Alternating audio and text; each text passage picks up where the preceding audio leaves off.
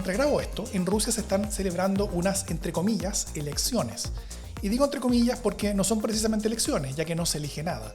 La decisión de por cuánto ganará Putin probablemente él mismo ya la tomó antes de que se iniciara este rito de cada 6 años de depositar votos en una urna. En Rusia vemos una especie de grandes éxitos de tácticas para manipular votaciones, desde excluir candidaturas incómodas, a veces utilizando el sistema de justicia, otras veces utilizando veneno, radiación y hasta ataques armados. También hacer ilegal y con pena de cárcel cualquier crítica al gobierno. Intimidar a los votantes para que voten por ciertas candidaturas y no otras, llenar las urnas de votos falsos y votos que sospechosamente son sumados a las tabulaciones electrónicas a última hora. De hecho, se ha demostrado cómo los resultados de mesas con 85,0% para Putin son mucho más probables que los resultados con 85,1% o 84,9%, demostrando una preeminencia de resultados con números enteros, alrededor de aparentes objetivos que le dan a los encargados de recintos electorales. Y la novedad de este año, el voto electrónico en las zonas urbanas donde Putin es más débil electoralmente, con un mecanismo opaco que podría permitir cambiar los votos antes de contarlos e identificar a quienes votan en contra del dictador. En la papeleta, Vladimir Putin se enfrenta a 3 adversarios. Уважаемые коллеги, добрый день.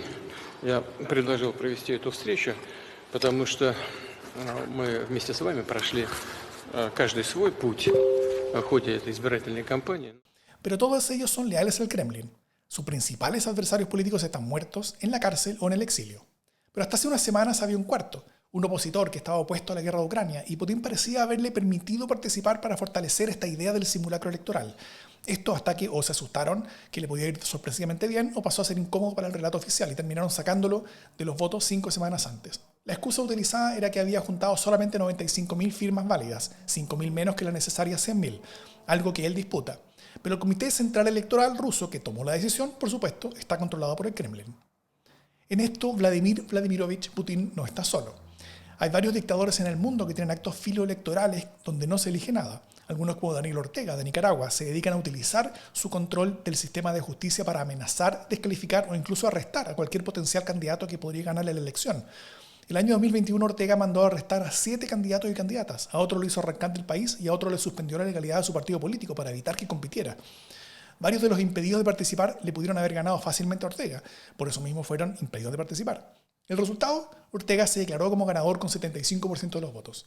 Aseguró que la participación electoral llegó al 65%, aunque organizaciones con observadores en terreno aseguraron que participó alrededor del 18%.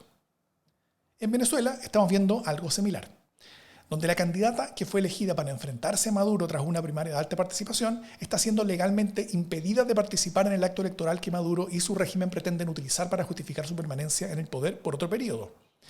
También está el caso de Hong Kong, donde tras las protestas entre el 2019 y 2021 fue violada la promesa de una nación y 2 sistemas, con la que China se había comprometido a respetar la democracia local del territorio por medio siglo cuando fue devuelto por el Reino Unido en 1997. Hoy en día cualquier persona que quiera candidatearse a un cargo de representación de Hong Kong debe primero ser vetado por el Partido Comunista Chino, el que además tiene enormes poderes para encarcelar a cualquier persona que demuestre ser un adversario del partido. El resultado de esta falta de competencia, la participación electoral bajó de 71% el año 2019, donde las fuerzas pro democracia arrasaron, a solamente un 28% el 2023, donde candidaturas pro democracia fueron impedidas de competir. Hay casos incluso que llegan a ser hasta graciosos de lo absurdos.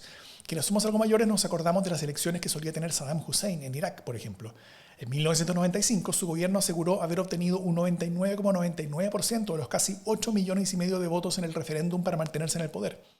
El reporte oficial señaló que en todo el país hubo solamente 984 votos en su contra. El 2002 no hizo ni siquiera un esfuerzo de inventar un número y el reporte oficial señaló que tuvo 11.445.638 votos a favor y 0 en contra, un 100% de los votos. La pregunta aquí es, si tienen el poder total, ¿para qué se quiere molestarse con hacer un simulacro de elecciones? Y las razones por las que lo hacen son varias. Primero, les permiten construirse una apariencia de legitimidad que les sirva tanto para sus públicos internos como externos. Les permite a los gobiernos extranjeros tener una excusa a sus propios públicos internos para tener y generar lazos económicos y diplomáticos con regímenes autoritarios. A veces la existencia de actos electorales es una condición para recibir algún tipo de ayuda humanitaria o apoyo económico de organizaciones internacionales.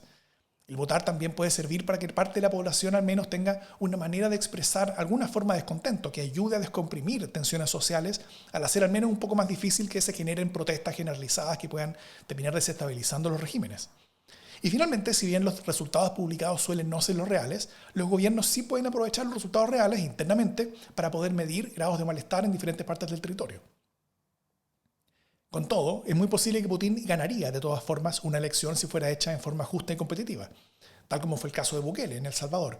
Pero, como sucede en ambos casos, cuando un gobierno demuestra controlar todo el sistema electoral, la justicia electoral, las cortes de justicia, los tribunales constitucionales, no hay elección democrática posible. En Rusia lo demostraron expulsando candidaturas inconvenientes. En El Salvador lo demostraron aceptando la reelección que estaba prohibida en 6 artículos diferentes de su constitución. Es como un partido de fútbol, donde los jueces de línea, el árbitro, el VAR y la FIFA, todos trabajan para uno de los dos equipos y demuestran una y otra vez hacer todo lo posible para asegurar que su equipo gane. En ese caso, ¿importa qué equipo juegue mejor que el otro? Porque en esas condiciones no se puede demostrar en la cancha. Simplemente no es fútbol. La democracia es mucho más que solamente tener elecciones, pero no existe democracia sin elecciones, donde las personas puedan realmente elegir, que sean mínimamente justas, que sean competitivas, donde quien ostenta el poder pueda verosímilmente perderlo. Y si bien este 2024 será el año en que más personas voten en la historia humana, muchos no estarán realmente eligiendo, sino concurriendo a un ritual de legitimación en el poder de un autócrata que ya eligió por ellos.